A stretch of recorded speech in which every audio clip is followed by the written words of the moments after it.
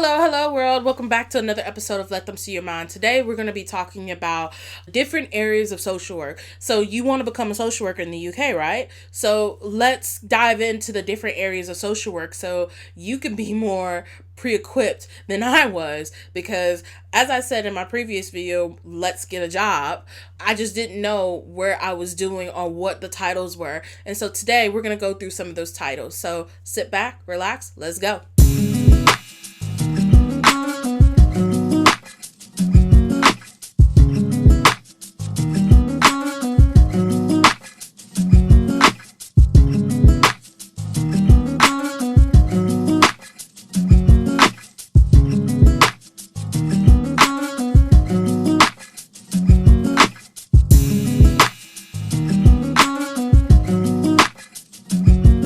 So today we are going through the titles that of different social workers that come about in the UK. Now, I'm not saying I'm going to be naming all of them, but I'm going to be naming quite a few that are going to impact and seeing what you would like to go into as a social worker beginning your career in the United Kingdom.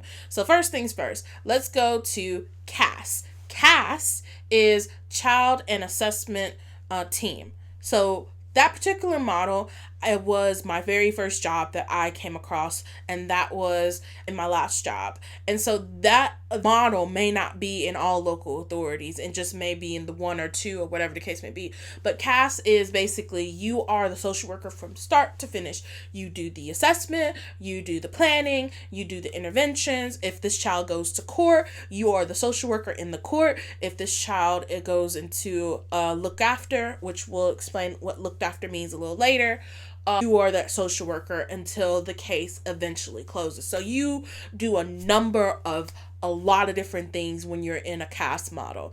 And so those types of models tend to work in smaller regions, not necessarily large local authorities. So like if there's smaller different parts of a local authority, then those are the social workers that tend to do a lot of different things, and you're moving and you're gaining a lot of different experience in different areas because you're tending to do everything in one particular social worker. Now, the pros and cons of that, yes, you're the social worker for one child, but also you got to navigate through different areas that you may not be familiar with at one point or another, and it kind of gets a lot, and it's a lot to juggle, especially when you have a very high caseload.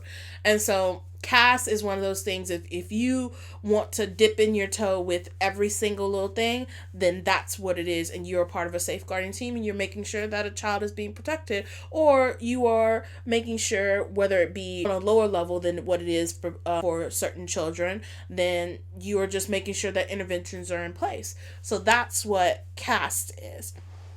The next model is MASH. MASH is Multi-Agency Safeguarding Hub. So that particular position is more or less like you are a triage social worker. You are basically looking at a referral that comes into the service, and you're gathering as much information as possible from multi-agencies, and you make a determination where it goes. So you are the person that, like the front desk when it comes to the hospital, you are grading it whether at 1, 2, 3, 4, 5, or high level, low level, mid level, or this needs to go out immediately. That is the type of person that you are, and that job tends to go very, very quickly, and it's very fast turnaround depending on what local authority comes about. And so those are the ones that tend to, like, they will speak to families, they may speak to children at times depending on what the local authority is. And so that is the worker that tends to do a lot of different things, a little behind the scenes before they actually go out to do the work. So MASH, if we want to kind of to MASH and CAS together, MASH comes before CAS. And it's like MASH will get all the information, divvy it out, see what appropriate team it needs to go to. And if it needs to go to the CAS team, then that will be essentially what it needs to go to, where they do an assessment and those types of things. So the next thing that we want to talk about, there's a team called assessment and referral. So we are taking part of what we are taking a part of what CAS is, and we're breaking it up, because Cash, you do everything. So now you can break up to where it's different teams. So assessment and referral, you're only doing the referrals. After it comes from MASH and there is an assessment, you are just doing the assessments. You're just rotating out assessments. And then if there's a plan or intervention that needs to be had, then it'll move on to a different team. So the only thing that you're doing, if there's ever a job or a post that says assessment and referral, you are just getting the initial assessment, doing the assessment, and you move on. If it just either closes, steps down to some lower level services, or it goes on to a different type of intervention. So that's what assessment or referral is. Now you have long-term and interventions. Long-term planning and interventions. Those are the teams where they are implementing a lot of different plans and interventions for children. So if there already a plan, there's always something in place, then that is the team that they will be doing the direct work with the children. They'll be implementing the plan, working with families, and that is the area where you're focused on that particular child, and you're doing the visits, the direct work, everything else, and you're working the plan that's already been together. Now, that's the difference when going from assessment to referral to actually an intervention and planning team, to where you're just doing the assessment, you're trying to get to know the family, you are assessing what type of support or what type of avenues that the family needs, and then you pass it on to another worker to do actual work. And so those are the things that are different, and that's how they work together. And a lot of bigger organizations, like a lot of bigger local authorities, tend to break up the responsibility compared to what CAS does, where you do everything. And in bigger local authorities, they will break it up to where, okay, well, this team only does the assessment, this team does the intervention, and then this team does court work. So this is where we come into looked after children. So looked after children are a fancy way to say these are children that are looked after by the local authority. These are kids that are very much like there's something has happened, they have been removed from the home, or something has happened to where like a parent dies, or they're under a family arrangement to where circumstances where they are with a family member under a special provision, and the local authority is looking after them and to make sure that they're having everything they need. So that's what the means of a child looked after, or children looked after team. And a lot of those teams tend to travel a lot. They travel all across the country. So you may be based in Southampton, but you may have to go to Wales, or you may have to go to Liverpool because you have a child placed there. And that's what these teams tend to. They also go to court they not all the time. They do go to court to make sure things are settled, and also reuniting families. So they may do a reunification assessment. So these are the type of cases that if you're wanting to connect with someone that may be a foster child, or a child that is of the system. That's what I want to say. A child that is of the system. That's what we tend to call it in America, but here you will call it a child looked after. So the children of the system, though, that is the team that you would be looking after if you want to do a child looked after. Now, there's a team that's called disabilities with children. And so these are children that are very much, they have extraordinary needs because of their disabilities, and they need some support from the local authority. Not some, they need a lot of support from the local authority. And not every child that has a disability is a child that is under the local authority. And these are social workers that work with those specific kids with those very much high needs, to advocate for them, to work with different agencies, and to ensure that they have their needs met in accordance to the plan that's been brought together. So like I said before, these are kids that are like the hot needs. These are not kids that essentially just because they have a diagnosis they go to that team. That is not the case. You'll be working with the more higher profile with those cases in regards to children with disabilities team. The next team is the fostering team. So now when I say fostering team, it is completely different from the children looked after team.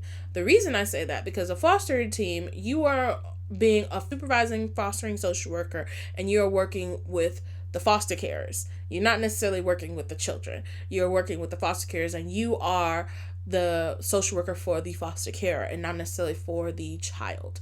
And so that's the system here in the United Kingdom, to where you are assessing for foster carers, that you're making sure that they have everything they need. You advocate for them if a local authority is taking a piss. So you are mainly advocate for the foster carers and doing trainings and doing those types of things in relation to foster care for the foster carers. So that's what a fostering social worker does. Now, an adoption social worker, they also, again, there are the adoption social worker not only for the child, but there's also adoption social workers for the potential parents, and they're navigating through and making sure the adoption process is working well. Sometimes there's a post-adoption worker that works with the family after a child has been placed and been adopted, and there's pre-adoption where we're working together in order to make sure, like, for a child look after that is going into the process of an adoption.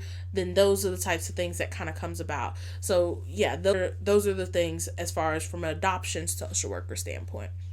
Then, of course, I'm just running through these. And so there's another one that is called child exploitation team. And it may be something different. And maybe a lot of these teams may have different names, but the gist of them are same. So a child exploitation team. These are the teams that are primarily on for the teenagers, mainly, that are the ones that are involved in criminal activity or at risk to being at criminal activity, the ones that are being exploited sexually, potentially being groomed. Though child exploitation team is more of those teams where you very much have to have a grit and nerves of steel, because you're working with teenagers in a sense, and child exploitation is nothing to kid about. One of the other teams is YOT. It is Youth Offending Team. So the Youth Offending Team is for young people, and primarily, again, teenagers, where they have committed offense and there's direct work with them in relation to their offense. So that is what the Youth Offending Team. So similar to what like juvenile probation is in America, where they have to do direct work with some other people. But I think at this stage, it's more or less like, you would probably say it's like a juvenile probation officer in a sense in this country, if you want to compare apples to oranges in that sense. But they do direct work, and if they do direct work because they have to do this direct work because it's ordered by the court. Now, if they don't do it, then there's suffer consequences and other things in regards to situations. So those types of workers are primarily court appointed. Sometimes they do voluntary work with children, depending on the scenario, but usually a lot of the times it is quartered. The next team is CAFCAS. So CAFCAS is Children and Family Court Advisory and Support Services. So this is the court social worker. This is the one that their family guidance, family court advisors. They represent the child in a sense of the situation, and they also represent the best interests of the child when it comes to public or private proceedings, in this case in the United Kingdom. So these are the ones that are not necessarily doing direct work. They're doing a lot of court documentation and assessments that are for public and for private proceedings. When it comes to child arrangement orders, where a child is wanting to live, in a public scenario, they would be representing the child in a sense of if the local authority is pursuing actions against a parent, and the CAFCAS would act as the liaison or the best interest of the child outside of what the local authority is entailing. So the next one is we have for substance misuse. Now, substance misuse, this social worker tends to be with adults primarily. It's not necessarily for kids, but we're talking about just different roles of social work within the United Kingdom. And substance misuse is one of those roles that is primarily in the adult spectrum of the UK, the adult social care of substance use. But there has to be a lot of that has gone on in regards to substance use, and I'm not going to go into further with that. The next one is mental health. So we have the children's mental health worker that works within CAMS, and then we also have adult mental health, where it's just different things. And of course, we don't have to go self-explanatory as far as mental health, because mental health is the same throughout the world, so we don't necessarily have to go through what that is. And then lastly, one of the last things that I wanted just to point out is you can be a social worker in the hospital too. It's just a different role within the hospital. It is more of what we like to call safeguarding. So if there's ever a safeguarding concern or anything like that, or if a child is being harmed, or if there's questions, then they will come out, speak with the family within the hospital, but then they will refer it over to the local authority to do further investigations. Or if there's any type of thing that kind of comes about, then that's usually what it is. So you can work in a hospital, but it would just be more in a safeguarding lead kind of thing. So those are all, well, not, I wouldn't say all, those are majority of the roles that you would find and if you're looking for a job in social work in the United Kingdom. Now there's plenty of more that are out there, and there may be some information that I've gotten wrong, and you may have to double back with me and check. But if you have any questions about any certain roles, put them down in the comment section, and I could do just a whole video on the preferred method or the preferred job title that you're wanting, and we can do some research and talk about it. But I hopefully this video is a lesson to you, and also it benefits you in your search when you are looking for a job in the UK and becoming a social worker like I did almost 2 years, well, not almost 3 years ago. It's not almost 3 years ago. Yeah. So thank you so much for watching. If you would like to go ahead and like and subscribe to this video. Also click on that bell to make sure that you get notifications for all new videos that come across of my page. If you're listening via audio, please check me out and subscribe and follow me on Spotify, Apple Music, Amazon Music, and Google. Thank you so much for watching today. And this is your girl, LD Marie, and we are out.